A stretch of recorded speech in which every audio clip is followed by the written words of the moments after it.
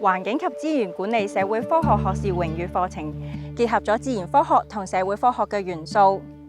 我哋訓練同學利用跨學科嘅模式去分析唔同嘅環境議題，包括氣候變化、能源及廢物管理等等。喺我哋嘅課程裏邊，我哋嘅同學能夠掌握唔同嘅環境分析方法，包括實地考察、樣本收集、實驗室分析等等務實嘅技能，為佢哋日後從事環境管理、環境保育相關嘅工作做好準備。我自己係一個好鍾意大自然嘅人啦。平時咧，我亦都成日去一啲郊野公園去到進行夜探啊，同埋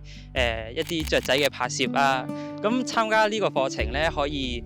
我哋亦都可以參加好多唔同嘅活動啦，例如去一啲濕地嘅公園進行一啲生物嘅調查。比坐喺課室，我係更鍾意落 feel 去親手去做同埋觀察嚟學嘢嘅人。就好似我哋而家呢個 field trip 咁樣，我哋喺度學緊點樣進行呢個 ecological survey， 透過收集唔同物種嘅數據嚟了解當地生態嘅一個情況。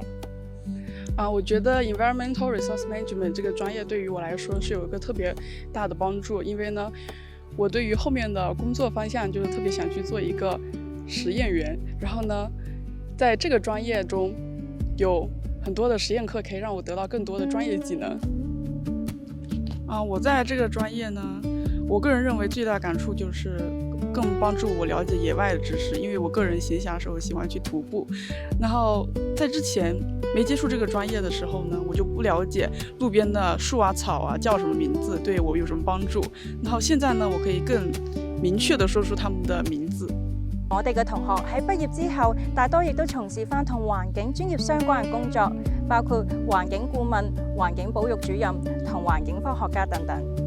喺我哋嘅課程裏邊，你唔單止會學到理論，亦都會親身走進大自然，做實地考察，